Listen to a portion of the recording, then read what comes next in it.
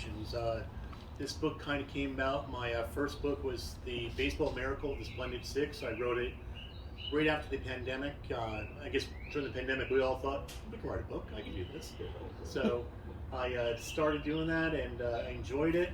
The first book actually did pretty well, and then I self-published the first one, then it kind of lit me up, and I was like, all right, let's do this for real, like big time. Not big time, but whatever, but Roman and Littlefield signed me up to do the next book, Baseball's Great Expectations, and the idea of it from the beginning to where it is now changed a little bit, but it's still the same idea of like, there's a ball player that you knew growing up that you just felt in your bones could be that next Mickey Mantle. You could just hear their spikes sticking down the line and just conjured up something in your gut where you knew, and just you maybe, where you knew that player was going to be something amazing. And somehow it doesn't work out. Like, what happened? Was it the player's fault? Was it management's fault? Was it bad injury? Was it the fans' fault for expecting way too much of the player?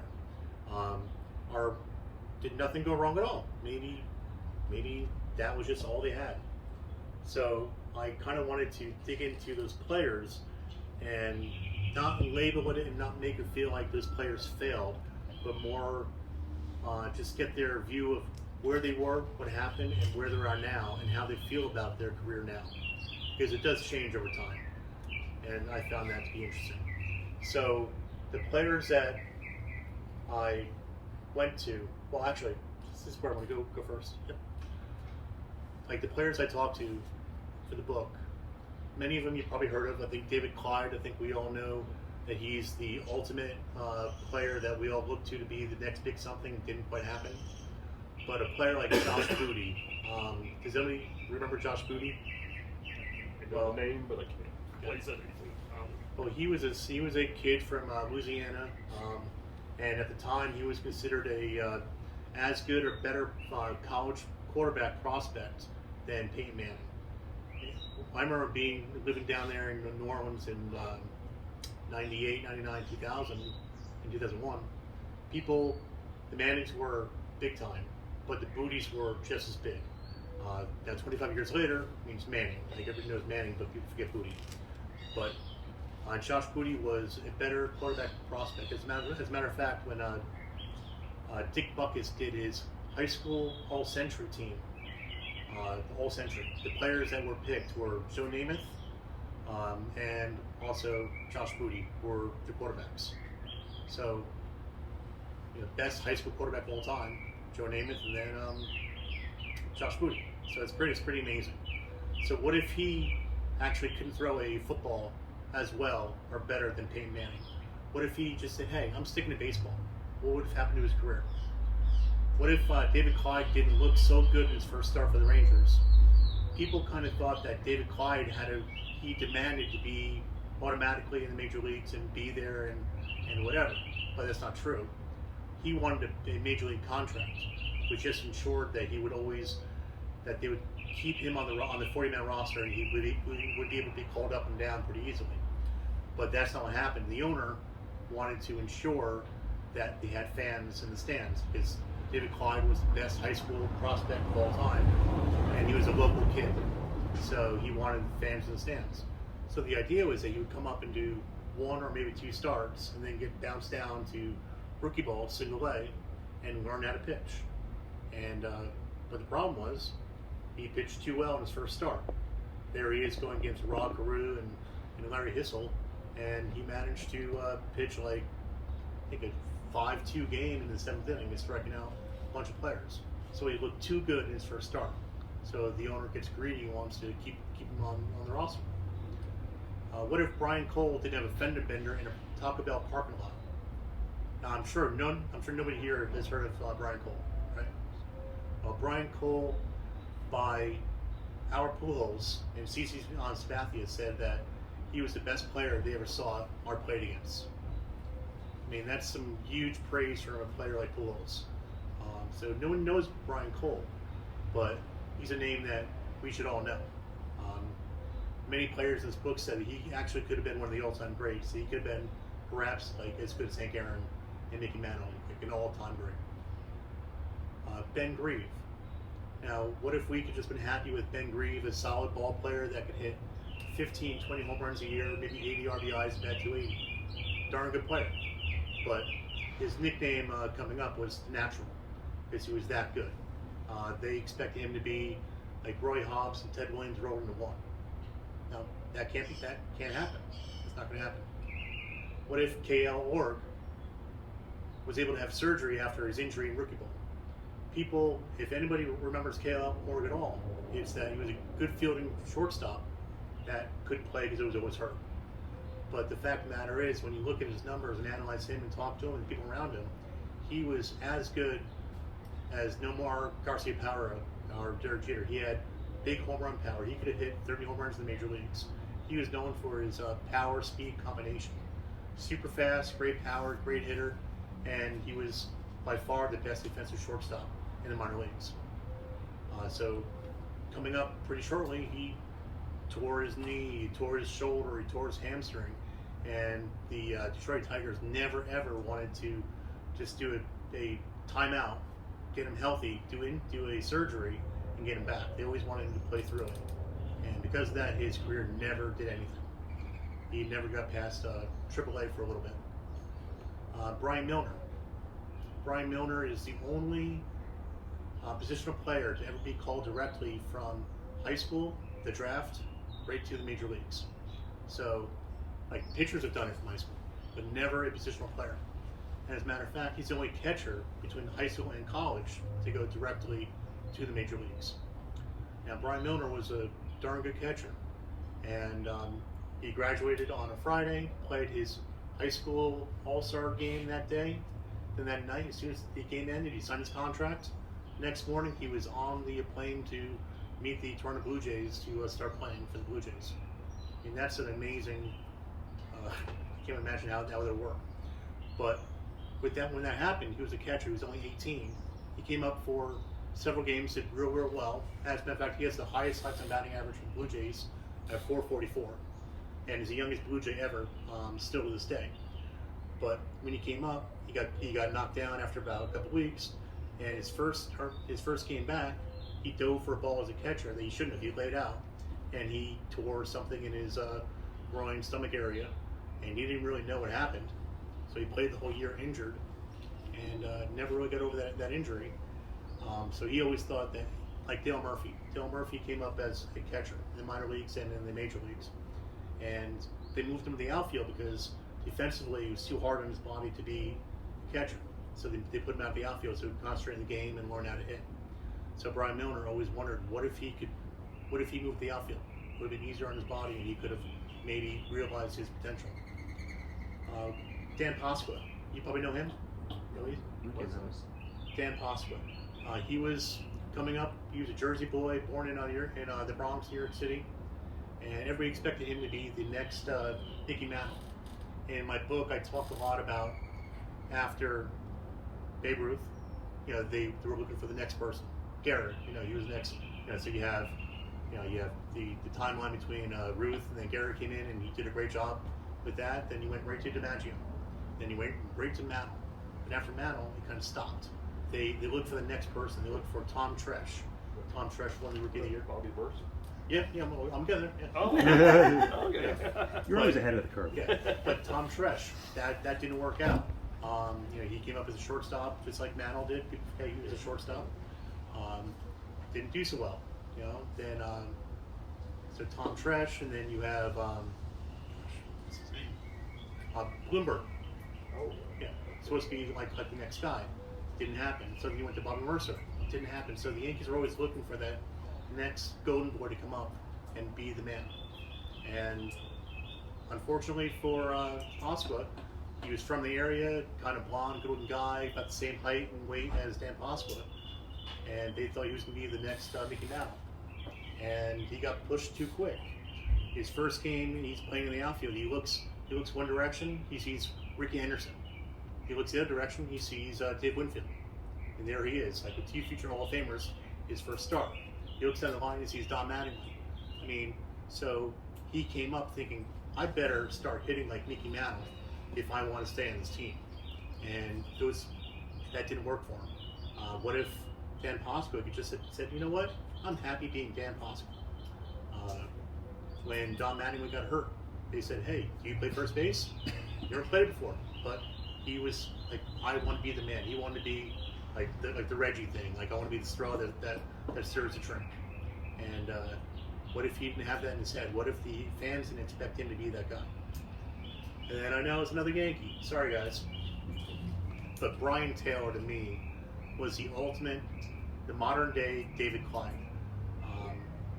I was a young kid in North Jersey when he was going through the contract holdout with the Yankees, and every day on sports radio it was, Brian Taylor is going to go to class today, and if he goes to class, forget it, you can't sign. It was always an update about everything about, his mom doesn't like the Yankees, like just this micro detail about what was happening. So everything about him was just so public, so early. And the Yankees signed him, first pick overall in the draft, for $1.55 million, which was the record at the time for a player. Now this kid was left-handed, tall, skinny, threw the ball like it came from a whip. And everybody compares the next young left-handed pitcher to Sandy Koufax, David Clyde, Brian Taylor. Now unfortunately for them, it didn't work. But Brian Taylor, he had that horrible injury that happened after his first year in minor leagues. He did great. I think he said, you know what? You got a problem. You can't hold base runners. That's the only thing that's keeping you from being called up. And he said, well, I'm going home. Like, well, we want to keep you in instructional ball so you can learn how to hold runners. It's like, no, I've learned everything I can. Right now, I'm going home. So he went home for the winter, and he got into, people don't know what happened. Was it a fight? Did somebody break his arm, his shoulder? Nobody really knows to this day what happened. But talking to him, I kind of have an idea. But what happened if he didn't go out that night? Was he looking for trouble, or did it find him? But so what if he didn't go out that night? Would he have been the next Dwight Gooden? He was talking to the Yankees. That's what they wanted him to be. So those were like the what ifs that we kind of get into. That was a long slide. But to do that, I had to talk to the players, the family members, the general managers that drafted him. I talked to many general managers, the scouts. Basically, I had to triangulate the truth. Like, if I ask a player, it's not going to be their fault, right? If it's the general manager, oh, it's not my fault. I did the work. So you have to talk to his family, the scouts, everybody to find out kind of what happened. And from there, with their failure, or not meeting the expectations, have they been able to find a new purpose of their life? Have they been able to turn the page, so to speak? And that's a big part of where we're going. Kind of talked about this already, like the next great one, but we all know probably the writer Ian O'Connor. He's one of my favorite writers, and he gave me a nice little blurb about it. So for him to say those nice words means a lot to me. To hear that from Ian O'Connor. And yes, I'm a Yankee fan, so Derek Jeter is my personal, guy, and so he knows Jeter well, so I appreciated that. Here we go through talking about the chapters. These are the chapters. Josh Booty, Mr. Everything, because if you read in the book, this guy could do everything and anything. He was the prom king. He was the valedictorian. He was the baseball captain, the basketball captain. He was everybody's All-American. If you have an accolade in high school, he was the guy. David Clyde. He's become the phenomenal cautionary tale. Brian Taylor. A sad story of a great player taken too soon. This was the first chapter that I wrote, and it could have been a whole book. On my first chapter when I wrote it, it was like 140 pages in itself. So, because it just got to me, it was such a heart-wrenching story. So I cut it down to a small 40 pages probably. Ben Grieve, the underrated player. Tom Grieve, Mr. Ranger, former general manager, first-round pick of the Senators in 1967. There's a misprint in the book where it says 97. I'm still bothered by that. But his father didn't want him to talk in the book because he doesn't want people to think his son was a bust. He's like, no, he was just underrated. So, and the more I talked to Tom Grieve, I totally understood what he was saying. KL Org, a good baseball player, but he's a much better human being.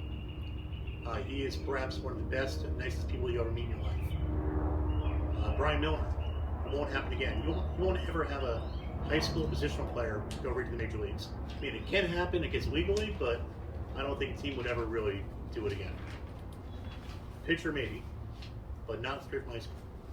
Ron Netchie, pure gas in class. 27 strikeouts in a game. It was professional baseball, so it wasn't like, JV, which I don't think that can happen in JV. I mean, in all level of games in sports, in baseball, it's never happened before. Nobody's ever struck out 27 batters in a game. And I would think that besides Cy Young's 511 wins, nobody will close past that. Dan Pasqua, the baseball Paul Bunyan.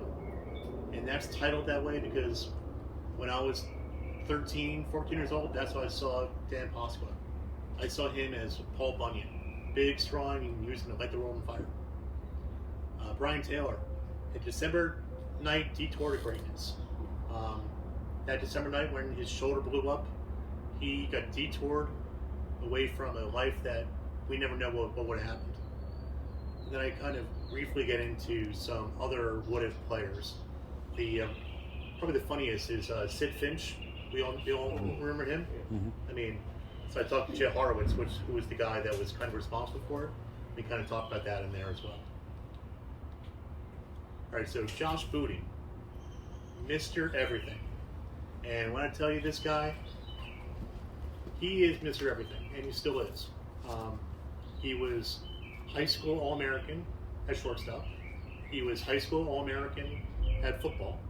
He was All-State in basketball. Everything that he ever did was just easy for him. The easiest in the world. He was a junior Olympian on the same team as Alex Rodriguez. He was his roommate at the Junior Olympics. And they were both going for shortstop on the team.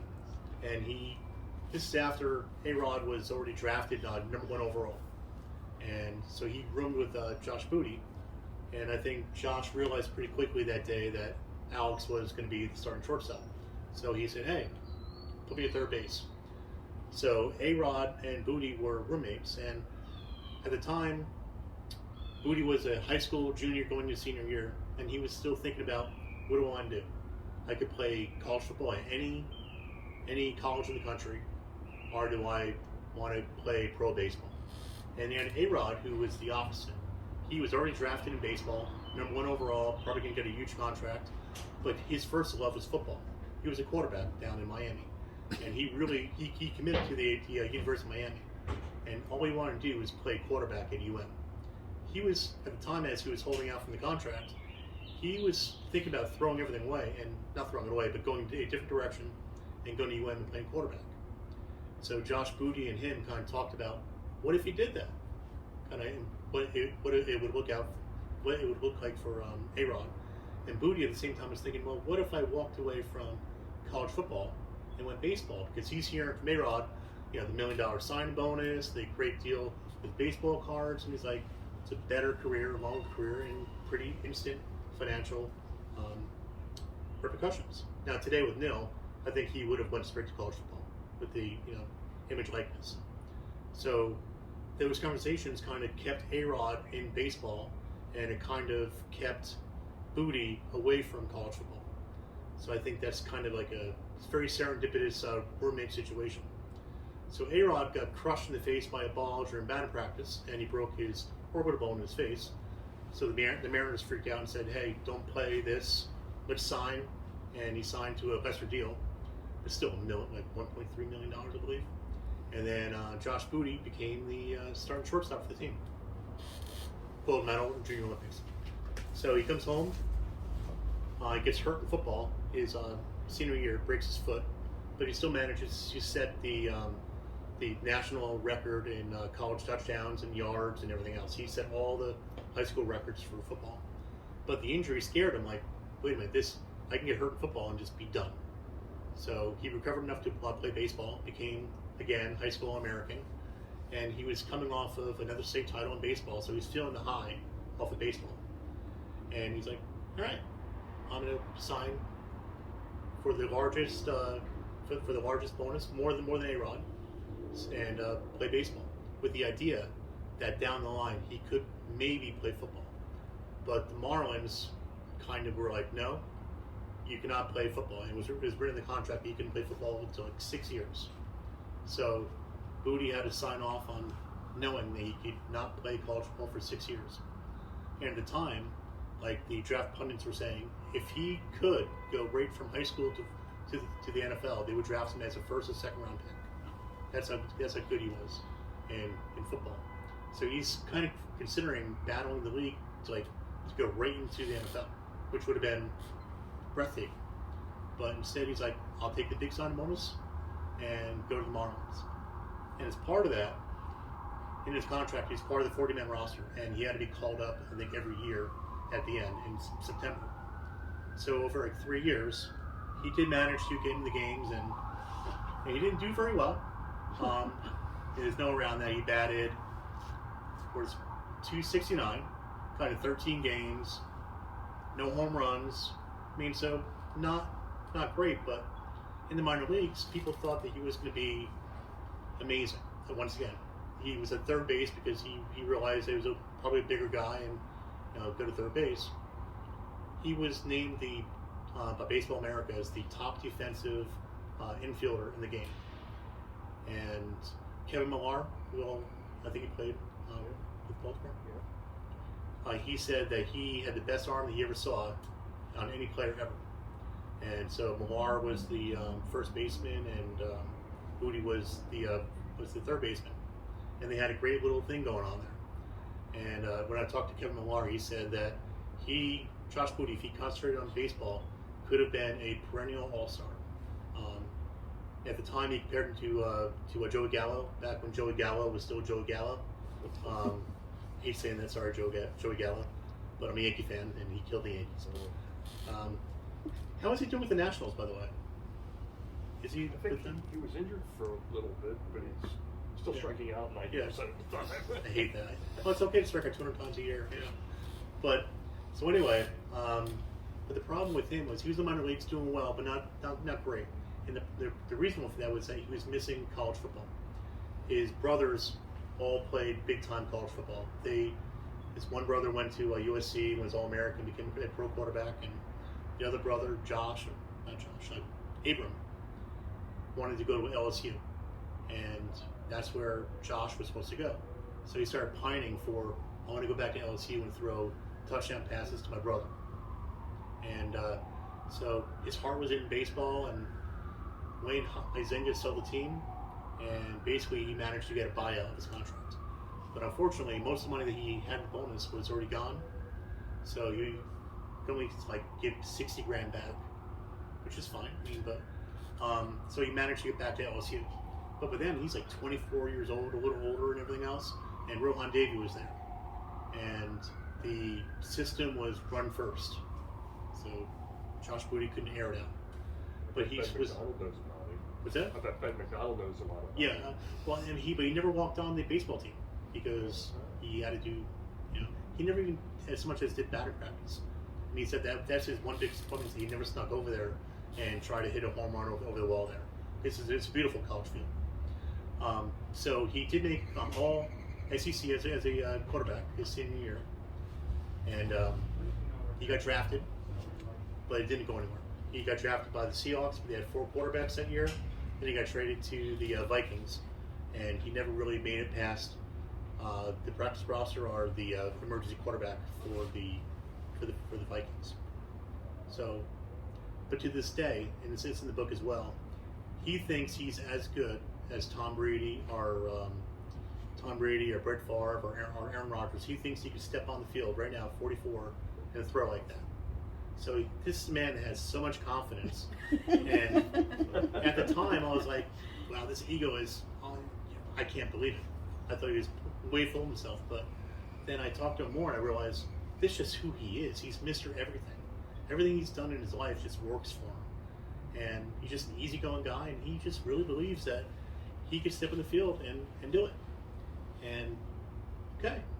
And I asked him his biggest disappointment in his sports career. He said that he's not Hall of Fame in both sports. And it's like, wow.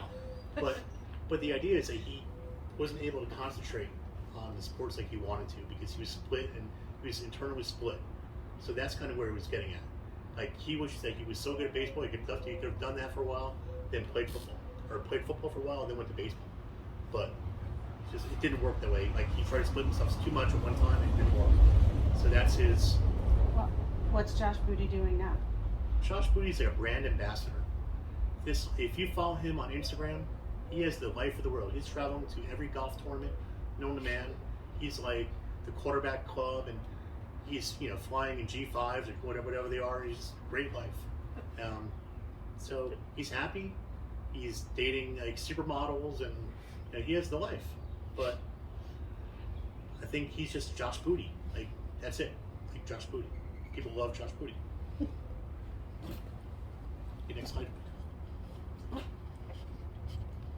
I gotta run out of advanced Bible. I can't help you there, sir. Sure.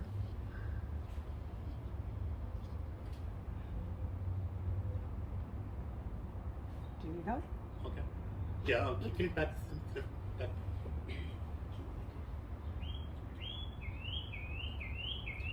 Yeah, it's like this photo here was where the quarterback, and that was him. That was him in high school because they expected him to go to LSU and play pro baseball, and he was into that kind of thing.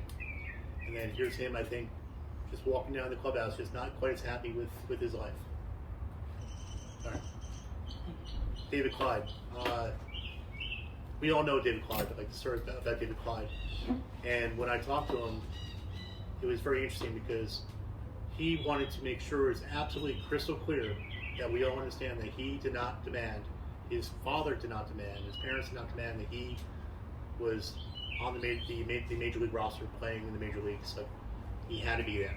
He just wanted to be on the 40-man roster, which meant that the Rangers had skin in the game, which meant that he wasn't going to get bopped around or mess around that they had to invest in. That's all that the family wanted. But instead it turned into, no, he's going to be on the major league roster, to his own detriment, which is what happened. People don't realize how good David Clyde was in high school. He was the greatest high school pitcher of all time, then and still, by a huge margin. And he would have been the first round pick in the previous draft as well, as a high school junior. So he was really that good. And he goes right from high school, right to the major leagues, and I think I have in the first game here. I have my notes. But he basically had to face the lineup of Rod Carew and Larry Hissel and some great players. Right from high school, being 18 years old, and the first 2 batters of the game he walked, and then he struck out the next 3. So Tom Grieve, the general manager of the Rangers, was on that team as a player, and he said that he was terrified for David Clyde going into the game because it was a sold-out crowd. They had to delay the game by, I think, 2 hours with the traffic jam just getting into the place. And how could this 18-year-old walk into that pressure? David Clyde's idol was Sandy Koufax, and because he looked like him, like his form looked like him. He had the same number as him, so that was his idol. And just before the game, Sandy Koufax sent a telegram to David Clyde saying, "Hey, congratulations! I hear you're the next big thing," kind of thing. So more pressure on you. There's Sandy sending you a telegram, saying good luck to you, kid. And he goes out there. First batter is Rod Carew and Hissel. Scary. So he got through that, and he pitched a very good game, and so good that the owner's like, yeah, I know we were going to keep you up for like maybe a game or two, but now we're going to keep you up for the year because the fans love you and you're good. So the first 4 or 5 games, he was amazing. And then it's hard to pitch at the major league level at 18. So it didn't happen. So he got called up and down. The next year, the manager was Billy Martin. Billy Martin hates young pitchers. Hated them. So he and David Clyde did not get along. He could not stand David Clyde, and just buried him. And so there he is, 19 years old, not getting pitching help, not getting tutoring. The pitching coach did not want to work with him at all. Zero help. And he's like, the pitching coach, the only thing he told him to do was throw the ball over the plate. That was all the training that he got. So David Clyde is still very angry about the lack of coaching that the Rangers gave him, as well as Billy Martin just burying him and dealing with that, as well as the senior players on the team did not like the fact that an 18-year-old was called up and was playing with them without being put through the paces of the minor leagues. So he had a rough time in the minor leagues. I mean, in the major leagues the first 2-3 years. Now, we all know that he's the cautionary tale, and he understands that. So he's happy with the idea that his legacy is that David Clyde, we cannot allow another David Clyde situation where he's called up, comes up, doesn't know how to pitch, gets hurt, and never becomes the player he should be. So that's not what he wanted per se coming up, but he's very proud of the fact that people are not going to get hurt and abused as much because of what happened to him. A side note to David Clyde is he just missed the major league retirement cutoffs by I think like 46 days, and he's still angry about that because he asked all the teams, hey, bring me back as a coach for 46 days, whatever, do whatever, so that I can get the pension. Nobody took him back. The Rangers wouldn't take him back. George Bush was the owner of them back then, and he reached out to him. Oh yeah, sure, yeah, call, it would be great. Never happened. The new owner that was there after that, same thing. The owner said, sure, no problem, then just never happened. So David Clyde has a little bit of an axe to grind still with baseball. But he was part of the group of players that sued baseball, the Players Association of Baseball, it's not a pension, but it's more like a yearly sum that they get, because there's players in a gray zone between the new bargaining agreement that happened in '78, I believe, and later on. So if you were in like a 3-year period, then you do not get any retirement. If you're a ball player right now and you get called up for one day on the roster, you get lifetime medical. But back then they didn't. So now you get access to lifetime medical. If you're on the roster for 40 days, you get a lifetime pension in baseball. But not many players even get on the roster for 40 days. In my last book, we talked about how many ball players graduate, which is 10 years in the major leagues.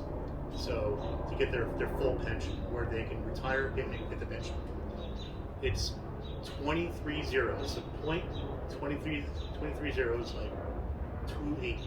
So you're talking like not a 10%. You're talking like 23 all the way that direction to become a 10-year ball player. So when you go from Little League to the major leagues to 10 years, your chances are 0, 0, 0, 0, 0, 0, 0, 0, repeat to get there. So we have to understand how great these ball players are. Like Ben Grieve, right? I mean, he's 1 in a 500 million. We're just together. So. Where is he now? Oh, David Clyde. Oof. Sorry. I'm on camera. He had several marriages, a lot of marriages. He had a substance abuse problem, alcohol. But he battled that, so he's great with that. But he's back home, down in Texas, and he has grandkids that he helps with baseball. He coaches, and he does coaching lessons to kids and pitching. And he's all about, don't throw your arm out, pitch smart. So he wants the players not to buy into the stuff that we see now, where they're running and throwing the ball at top speed and blowing their arms out. Paul Skeen's making his debut today. Oh, yeah. And Kurt Schillings said he's taking the under on 400 innings before he beats Tommy John. You know what? He said he could dominate at 85% of what he throws now. Yeah, I know. But he came up and he was playing with Air Force, and I followed him back then, and he was amazing. You're like, how did this kid go from high school to the Air Force Academy instead of getting grabbed by LSU to begin with? But he found something, got taller, and maybe he started overthrowing. I don't know, but I wish him best.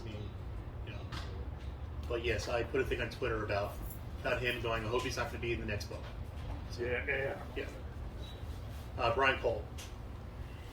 This kid, 5'8" maybe. He's listed as 5'9", but he's probably like 5'7.5", 8'5'8". Probably 155 pounds. And do you remember the first player strike back in '94? Not first, yeah, exactly. Even before that, yeah. But like the one that really screwed everything up, right? He was home in Mississippi, and one of the ball players, the major leaguer, was just trying to get some throws in. He was a pitcher, and he faced I think an 11 or 12-year-old Brian Cole in batting practice, and he had a 450 home run, 450-foot home run against a major league pitcher, and the guy's like, I wasn't throwing a fastball, I was throwing like a slider down the way, 86 miles per hour, and this kid at 11 or 12 had enough power to turn it around for 450 feet. I mean, he's at the time probably 5'4", maybe 130 pounds. So this kid had just unreal power and unreal speed. Jason Tyner, I don't know if you guys remember that name. First round pick of the Mets, played for other teams. The Mets drafted him because the prototypical size and speed, 6 foot, fast, the whole thing. Brian Cole got drafted in the same draft, but Brian Cole was, 5-something, 1-something, instead of the 6 foot, 205. And Brian Cole was always kind of peeved at the idea that the Mets kind of shortchanged him, and Tyner, who he knew was not as good a player, got big time bonus and first round pick. So during spring training, everyone wanted to see them race because these two guys are the fastest guys out there. And so Brian Cole said, "All right, let's do it." So they did a 40-yard dash, whatever, or to first base. And Brian Cole was so far ahead of him that he spun around and was running backwards and still finished ahead of Jason Tyner. So that's how good and fast that he was. He was originally going to be like a 36th round pick, I think, by the Tigers, because he couldn't really go to college because his grades were really bad in high school. And he played in a small town in Mississippi, so people weren't looking to go there to find players. And being 5 foot whatever and 1-something, he wasn't the player that they were going to go find. So he didn't want to get lowball because his brothers played minor league ball as well. And like, no, if you want to make the big leagues, they have to invest money in you. So he decided that he would go to a junior college. So for that 1 year, all he did was become the JUCO Player of the Year and JUCO All-American and everything else. But he was so good at football that Bobby Bowden in Florida State would literally call him every day trying to get him to play there. So he, like Josh Booty, was kind of like, well, do I go football? Because LSU was also gave him an offer to play baseball and football. So the Mets came in, drafted him in the 18th round, senior year, and basically they're like, well, he's so good that we have to offer him more than the 18th round pick money, but we don't want to really give him too much. So the general manager asked, like, how much it would take to sign him, and he's like, well, if he was 6 foot tall, it would cost $1 million, but you can get him for, was it $60,000? I think it's going to turn out to me. So we got like a pittance of what he was if he was 6 foot tall, just the height thing. So he was so good. He was the single A. See it here: 41 doubles, 18 home runs, 71 RBIs, and 50 steals. So that's in a short season. He was the Sally League All-Star team. He was the Mets All-Star Player of the Year. The minor league Player of the Year. But he really lit it up in 2000 when he had 69 stolen bases in 138 games, batted 300, 19 home runs. And that was the year that they told him that you're going to be a switch hitter. And he's like, I'm not a switch hitter. Yeah, but with speed, they wanted him to be a switch hitter. So they're like, well, if you don't be a switch hitter, we're going to knock you down. So he's like, all right, I'll just learn how to switch hit. So he went out there for 5 games, whatever, hit like 800, and no problem. But then he would only switch hit after that when the Mets scouts and the front office guys were in town. Yeah, so he would only do it when they were in town. Otherwise, he would just do whatever he wanted. So I think that was pretty interesting. So he died. So he was in Major League Spring Training, and he lit up camp. Everybody loved him in spring training. Mike Piazza was talking about to Peter Gammons, talking about this is the kid you have to watch. He's going to be big time. The Mets believed in him so much that they started trading away all their first round draft picks that were outfielders. Jason Tyner got traded away. Terrence Long got traded away. He was a big time player for the A's. So they traded away like 3 or 4 outfielders that were big time in the plans for the Mets because they knew Brian Cole was coming up. So they were preparing for him. And he was in Major League camp, and they were actually almost going to keep him. They're like, no, let's put him down in AAA, and learn to play a little more. And we'll call him up by mid-season, and he'll come up and be great. But a week or 2 before he was supposed to leave, he got into a fender bender in the Taco Bell parking lot. An older woman backed up into him, and just minor cosmetic damage to his SUV. And he's like, well, he would always get homesick. He always wanted to go back to Mississippi.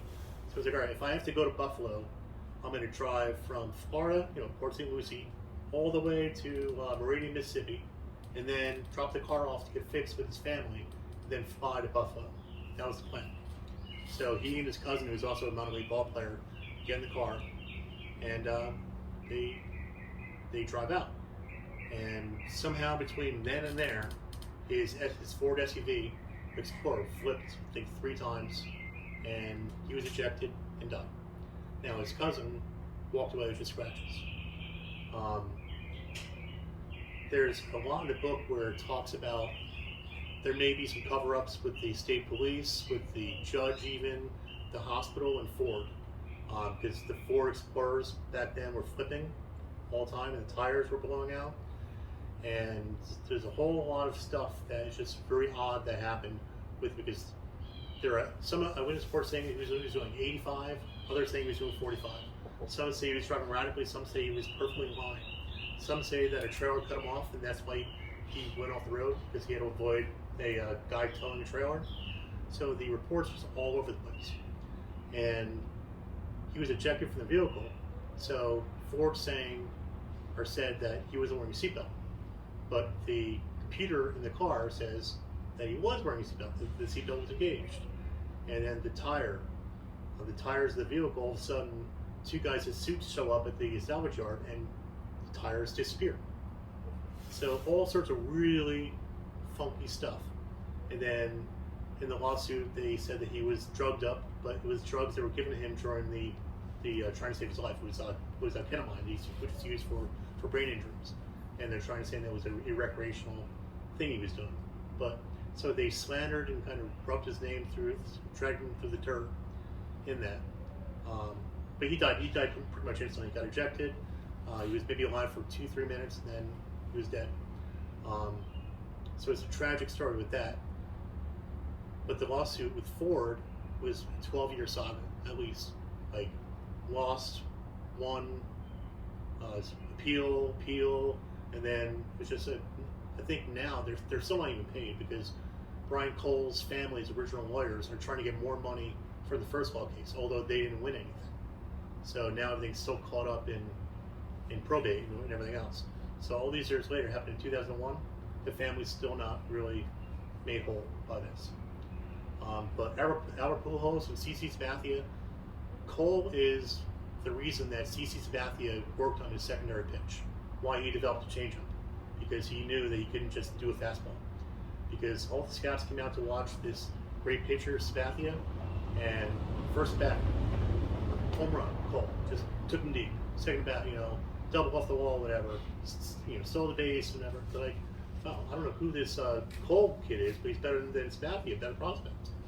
So Sabathia walked away the night realizing he had to develop a secondary pitch if he wanted to make the major leagues because of Brian Cole. I think it's pretty awesome.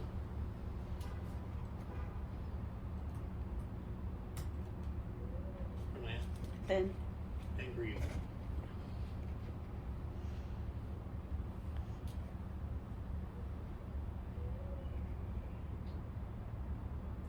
Ben Grieve, absolutely. His father was the first round pick of the Rangers. Back then, the Senators. His brother was also. Now, imagine this: Tom Grieve is the general manager of the Rangers, right? And he has 2 sons going in the draft that year. He knows he has no chance at all to get his son in the draft because he was going to go, top 5 picks. Now, his other son was also a good player, so he's in the draft room with Ben Grieve, and he watches his 2 sons get drafted into baseball. I think that's pretty much a highlight right there. But Ben Grieve came up. He was called the natural, the franchise, people thought he was going to be the best player in a long time. His Tom and Ben are the first father-son combo to be selected in the first round in the draft. Tom was number 6 overall, and Ben, his brother, Tim, was also drafted the same year. So Ben was a high school All-American, named the ball player of the year in the minor leagues. So he had every single thing that he had to do perfectly. His first game up, he was playing against the Giants. Now he was Oakland and San Francisco, so it was a big Bay Series kind of thing.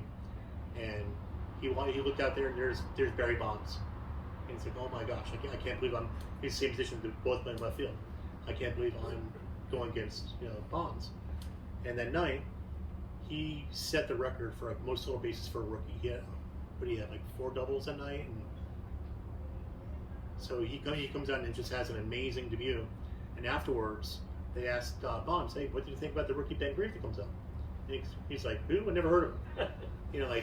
And to this day, Ben's still annoyed by that. He's like, "Not that I was the crap, but I was the top minor league ball player, number 1 prospect. Everybody was talking about me, whatever." And I think you'd have some knowledge of, hey, this guy's coming up, and I went 4 for 4. You'd at least notice me, but he didn't. So yeah, he does not like Barry Bonds. By the time with the A's, you had Canseco, you had McGuire, you had this steroid era and everything else. Ben Grief is mentioned in the book by Jose Canseco, talking about players using steroids. But this is a good thing. If he found out that he was in the book and he's driving, from spring training spot, whatever, so he pulled off on the side of the road and found a bookstore. And he goes, "Why am I in this book? What the hell?"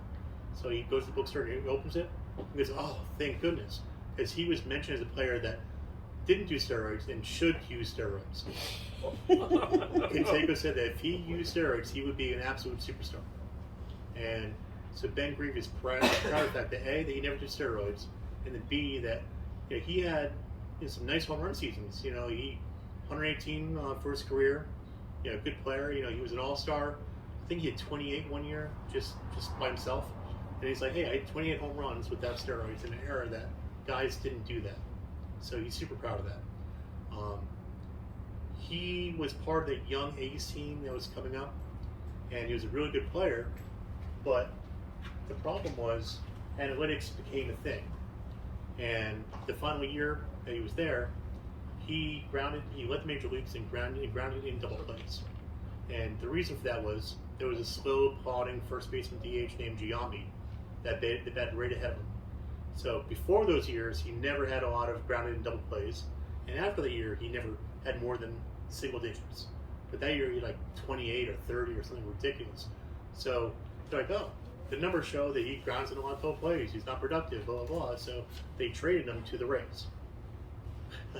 This guy was Rookie of the Year, All-Star. I think that year he had 28 home runs, 102 RBIs, but just the GIDP in bold letters leading the major league just looked bad. They're like, "No, we're going to get rid of him." But the whole list of the top GIDPs are Hall of Famers. Yeah, good point, yeah. But, analytics do change the game a little bit. So he went to the Rays and he ran into Sweet Lou Piniella. In the book, I talk about how Sweet Lou is kind of it's kind of a misnomer with some players. So he and Piniella did not get along, because Piniella, I don't know if you remember watching him play, but he was a passionate SOB, and I loved him. But Ben Grief is very non-emotional, very business-like. And he's like, that doesn't mean I didn't care. I love baseball, but that's just the way he carried himself. And so he and Piniella just hated each other to the point where they got in young matches, and it was bad. So he got pushed out of there. Then his career pretty much injuries and everything else. But the important thing to realize about Ben Grief is that he was a very good player. Just it didn't click for him. He could have been with the A's, but the GIDP and just didn't work out there with the analytics crowd.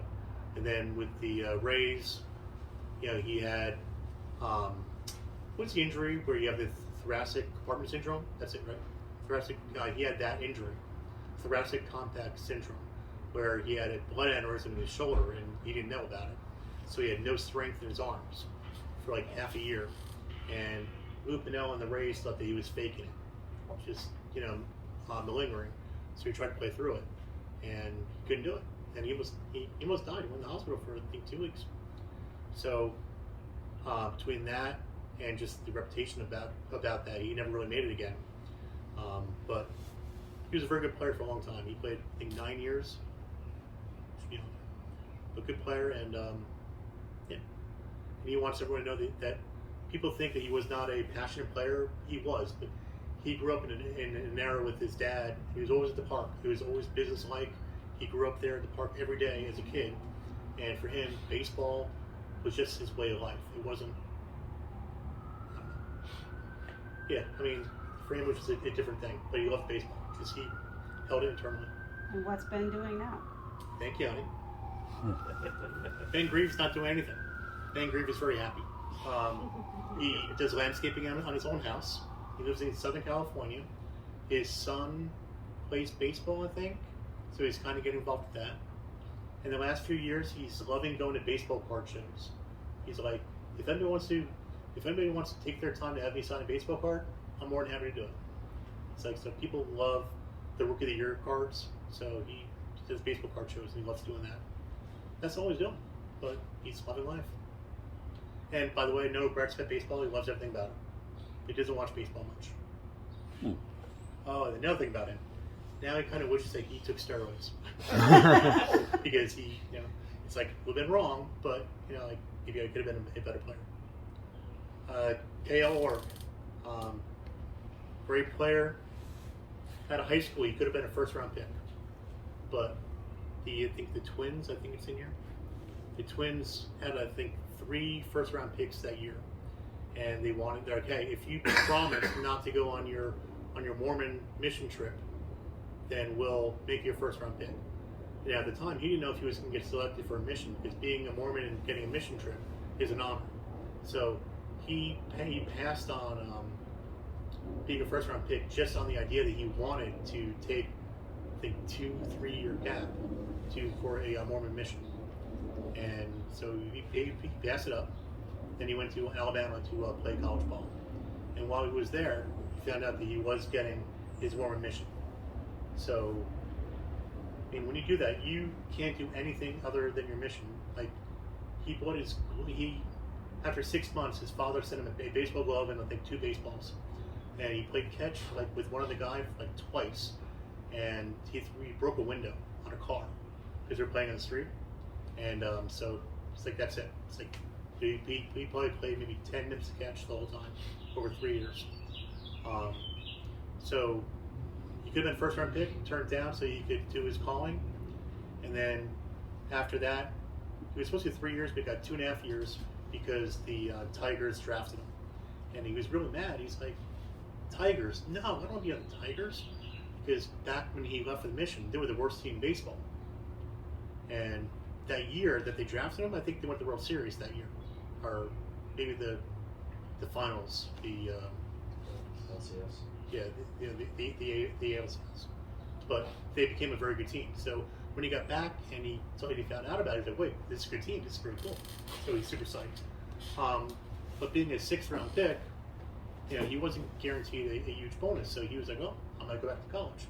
So he had, a couple colleges already picked out to go to. So they had to pay him the 2nd highest bonus of any shortstop that year, just to get him to sign. So you have a 6th round pick basically receiving 1st round money. That's how much the Tigers believed in him. His son, his father was Garth Org, who I talked to. His uncle was Dan Org. And the Org brothers were the first brothers to ever play against each other in the World Series, which is pretty cool. The Brewers and the Cardinals. So this guy was the best athlete in the Tiger system, voted best defensive shortstop in the league, best athlete again.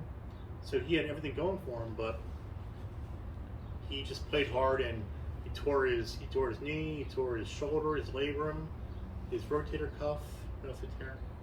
Broke his wrist, and the whole time they didn't want to hit pause and get him repaired because either A, they're using me as trade bait, or B, they want to get him up. So they're like, you have the off season, well, you can recoup, but we're not going to do surgeries. So he never got better, and he just went downhill. So he's still angry about that. But angry, he's not angry. He's not like, he's not like shaking his fist against the world, but he does regret that he didn't put his foot down and demand that he get surgery. Brian Milner. What is he doing now? I'm gonna read a text that he sent me this week, as a matter of fact. And when you write a book and you get something like this, it's kind of like, it makes you feel like maybe it's kind of cool. I did a radio podcast last week, and I mentioned KL and how good a person is, how good a person he is, and what he's doing. And he wrote, "I really appreciate the kind words you said about me. Seriously, I was talking to the guy just last week, and he asked me how I feel about my career, and I said total failure. I may never get that out of my head. So hearing you say good things about me as an athlete, but also as a person, really makes me feel good, and I'm grateful for that." So, like, this guy he thinks he could have been Garcia Parra or Jeter, one of those guys. So not making it always haunted him. And he doesn't watch baseball now. He doesn't follow baseball now. But his daughter, like, she's in the book when we wrote this thing, I talked to him, she was like 9 or 10. And she demanded every year that they go to a baseball game together to remind him of his love for baseball. So once a year, she drags him to a baseball game to keep his mind in baseball. And I think that's a very sweet sentiment. And I have 2 daughters that love baseball, and that kind of tugged my heart. Like, going to a game with your kid just is something special. So he does that for her, and that's kind of what I'm talking about. A better human being. Like, he doesn't love baseball as much, but he's doing it for the kid, and now it's kind of bringing him back into it. So I think that's really sweet. But he was living in Atlanta as a real estate broker, mortgage broker. Now he's living in Nashville doing the same thing, and he's doing very well. He has a great family, beautiful wife, beautiful kids, great career. His father and his uncles and his brothers, they don't follow baseball, but they do a lot of fly fishing. That's their competitive nature now. They take trips together to go fly fishing, and they don't talk about they do not talk about baseball, which is kind of funny. Like the 3 brothers all play baseball. His dad and his 2 uncles all play baseball, like big time, like All-American in college and Major League Baseball, and they just don't talk about it. Brian Milner, we talked about him before, going right from high school to the major leagues. The story about him that I love the most is his final game in the major leagues. I mean, he only had 2. We were actually in the game, but he was up for, I think, nine games. But the final game that he was in, he took a ball and hit the gap, and it was a triple, right? So he's a catcher, so he slides in third base, and he stands up and dusting himself off. Third base coach goes, "It's like, what?" He's like, "They're giving you a standing ovation. Take your hat off. Salute them." And he's like, "Why are they giving you a standing ovation?" He's like, because the way you just did. But it was an away crowd. It wasn't even a home crowd. It was an away crowd. So an away crowd gave a rookie that they didn't know a standing ovation, and that was during his final game. So imagine 2 weeks out of high school, there he is getting a standing ovation in a major league stadium. I mean, that's it. I mean, like, he could have died right there. He died right then and been like, that's it. That's the pinnacle. So he tells a story, and he loves it. The connection to Baltimore is Earl Weaver knew Brian Milner as a prospect, and they wanted to draft him in the first round. But he was a type 1 diabetic, Milner. And back then, people didn't really understand diabetes and didn't think that he could be an athlete. And so Weaver said that they basically passed on him because he was a diabetic. And his first game in the major leagues was against Baltimore. And his first base hit was against Mike Flanagan. But Mike Flanagan. Mike. But growing up, he was a Baltimore fan because back then you get the game of the week, and a lot of times it was Baltimore. So he'd watch the games with, Brooks Robertson and Flanagan and Martinez and those guys, and here he is playing against a lot of those same players. So for him, his first game in Major Leagues, he's facing Flanagan. Super psyched. So standing O, first second game, pretty cool. Gets called down, gets knocked down to a medicine hat. But before he got knocked down, there were 3 catchers on the Major League roster, like Rick Cerrone and Ernie Witt and stuff. And they weren't too nice to him because they had to come up the hard way.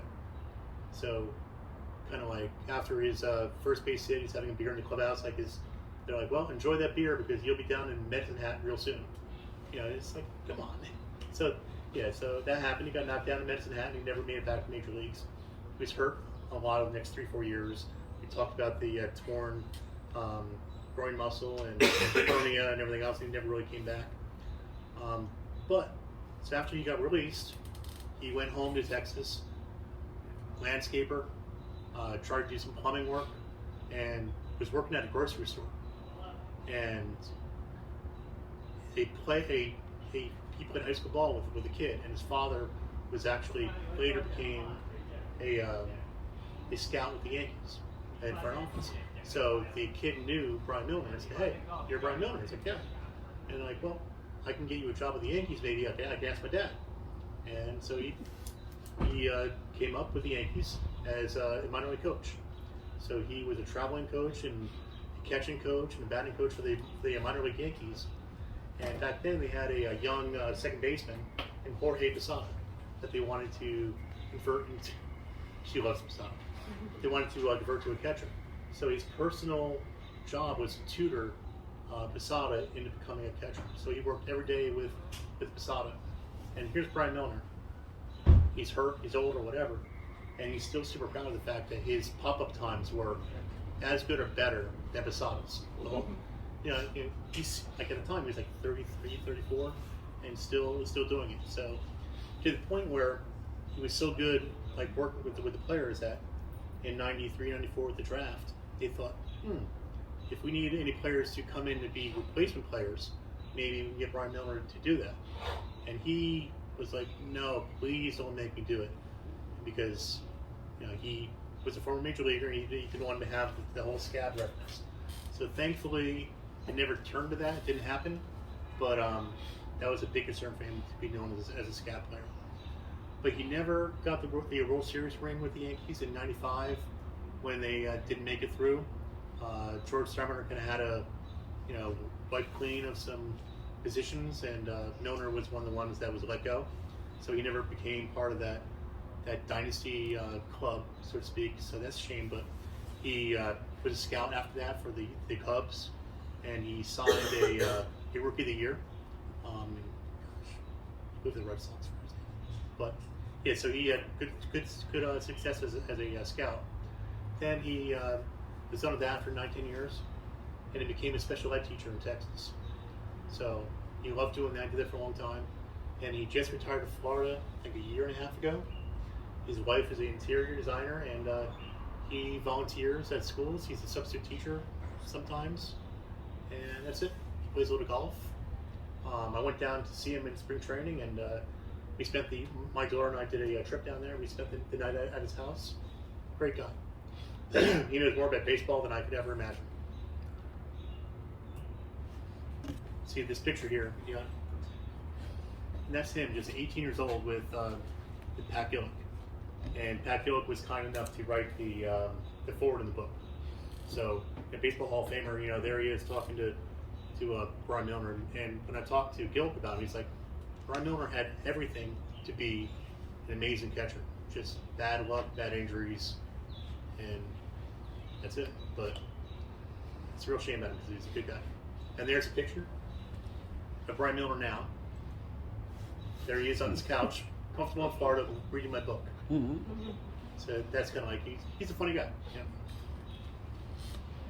So he's the youngest Blue Jay still, and it's the only catcher, including college players, that jumped directly to the major leagues. Ron Netchie. He's still alive. He's 92 years old. He struck out 27 batters in a game. I don't care if it's Nolan Ryan back in 75 facing the this small private school JV team. I mean, you're not going to strike out 27 batters in a game, and yet somehow he managed to do it. That day when he was in the bullpen, he had ulcers, right? And he had bad ulcers. He wasn't feeling well. He felt fatigued. He didn't even want to pitch. He's like, I have nothing, and he's just barely getting through the game, like suffering through the game. And when the game's over, everyone's going nuts. He's like, why are you guys going crazy? Yeah, it was a shutout. What's going on? They're like, you struck out 27 batters. No hitter. Like, what's going on? Like, why aren't you excited? He's like, I assume it's happened before. Not a big deal. And like, never in the history of the game has it ever happened. So that's pretty incredible. But after that, he got called up very quickly to the major leagues. And he was 19 at the time. And when you piece together his minor league season that year, it was, I think his WHIP was like 0.21 or something ridiculous. His walk hits, innings pitched, and his strikeouts to innings pitched were like 3-1, like 2-1. So he was incredible. But his other minor league seasons up to that were not that good. So just that 1 year, something happened. When he first got signed into baseball, he was a first baseman because he quit pitching in high school. He quit pitching in high school because he pitched and he had a kid and he hurt him. So he's like, that's it, I will never pitch again. So the coach said, well, you're not going to make it as first baseman, you can do anything else. It's like, well, I used to pitch. So he goes in the bullpen and he's throwing. And it's like, well, is that what you have? It's like, well, I don't throw too hard because I don't want to hurt anybody. He's like, well, if you don't throw hard, you're cut. So just like 100-mile-per-hour fastball. So this kid had like 101, and his curveball was considered the second best curveball to Sandy Koufax. So he has a great hook and a great fastball. Gets called up, does okay in the major leagues, huge media sensation back then, but he gets hurt the next year. Basically, what is now known as a rotator cuff tear. Back then, they had no idea what it was, how to fix it. So he tried to rehab and whatever, but couldn't really do it. Went in the Army. Ulcers got him removed from the Army after a couple of years. Never made it back to major leagues. He tried for 5 years. Talking to him, he loves talking about the game. A cool fact of the matter is, he wouldn't have had 27 strikeouts, but the catcher in the second to last batter of the game was a foul ball, and he's like, "Oops, I missed it." So then he had a chance to get the strikeout. So that's pretty cool. Netchi kind of blames the fact that it was bad lighting at the time back then. They couldn't really see the ball that well, so he's pretty modest about it. But 27 strikeouts. Dan Pasqua. My favorite story about him is that he was a teammate in baseball with John Elway, Michael Jordan, and Bo Jackson. I mean, so he's like a Forrest Gump of baseball. And I think that's really cool. Dan Pasqua had amazing power. In the book I talk about his last game as a Yankee. I'm in the stands, and he wasn't playing. And I love Pasqua, and I was all upset. Like, I want to see Pasqua hit. Comes to the game as a pinch hitter, and in the last inning, huge home run. Like, yeah, and like that's it. They have to get Pasqua in the lineup. So that night after the game, in the Soaking reporters, he said the same thing I said. He's like, I can hit. I got to be in the lineup. And he's like, the Yankees should play me or trade me. So as soon as the World Series ended and they can make a trade, boom, George traded him to the White Sox. So being passionate in baseball can kind of get you in trouble. But with the White Sox, he stopped trying as hard to become the next Mickey Mantle. He just was happy with being a player, and he had a better time with the White Sox.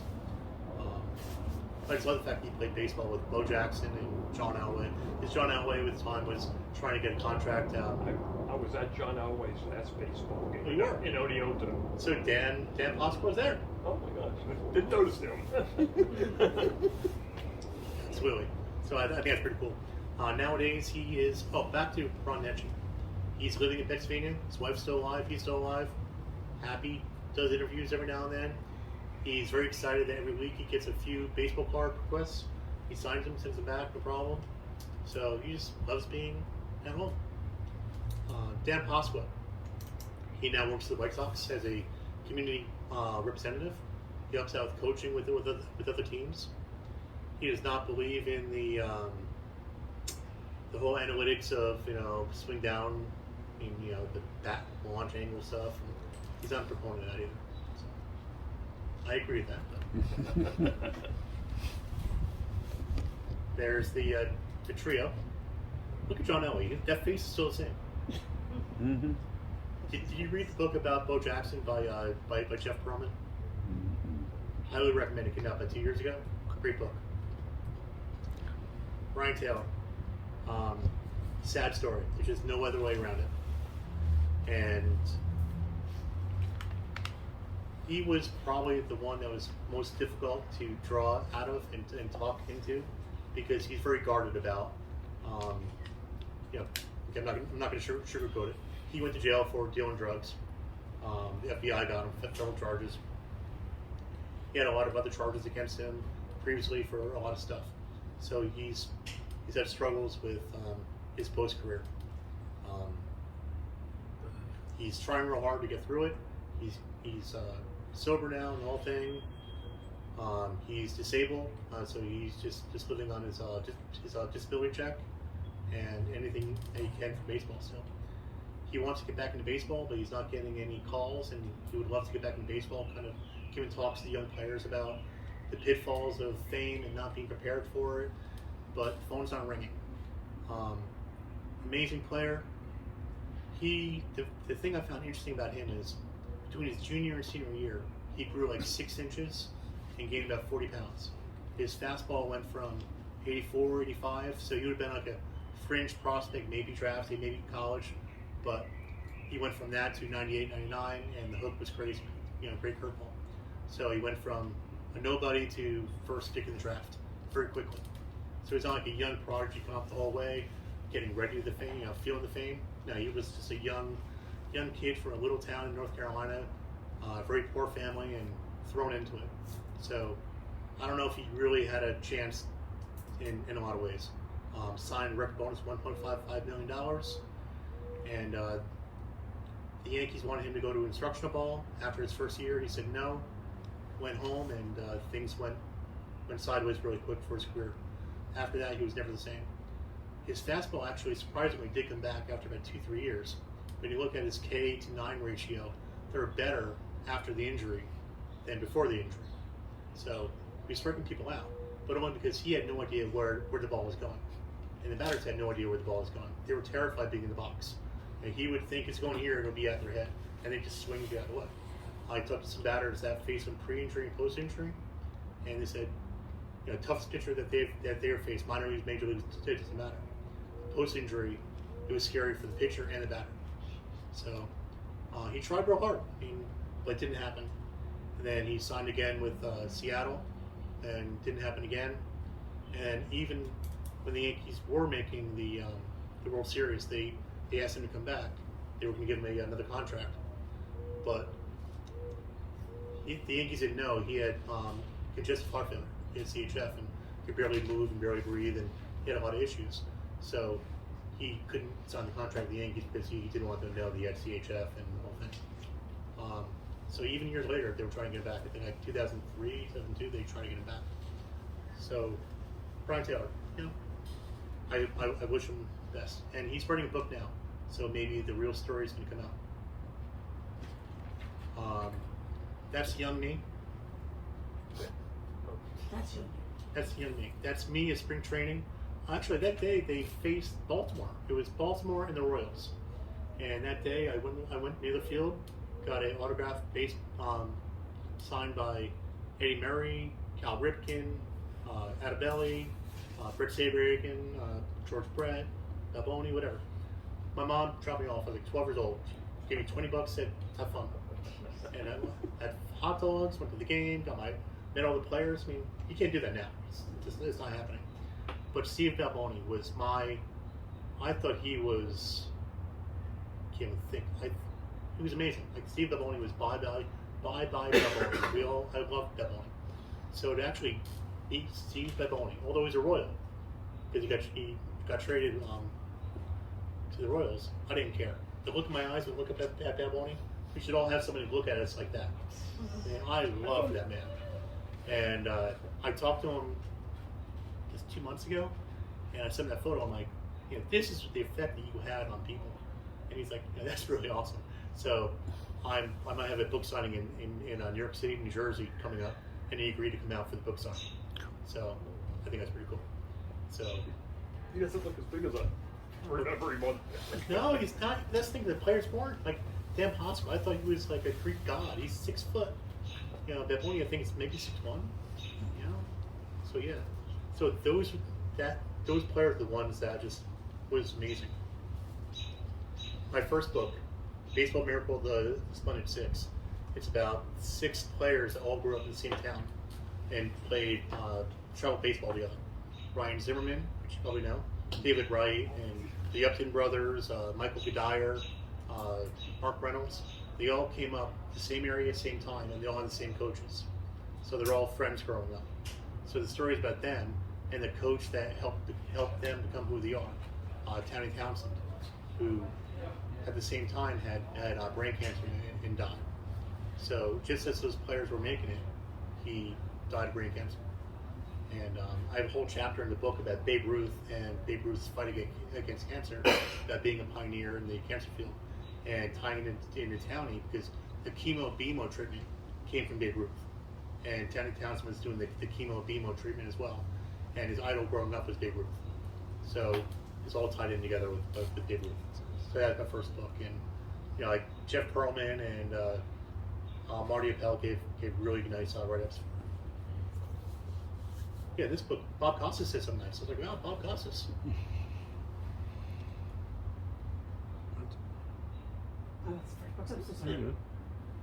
Nice.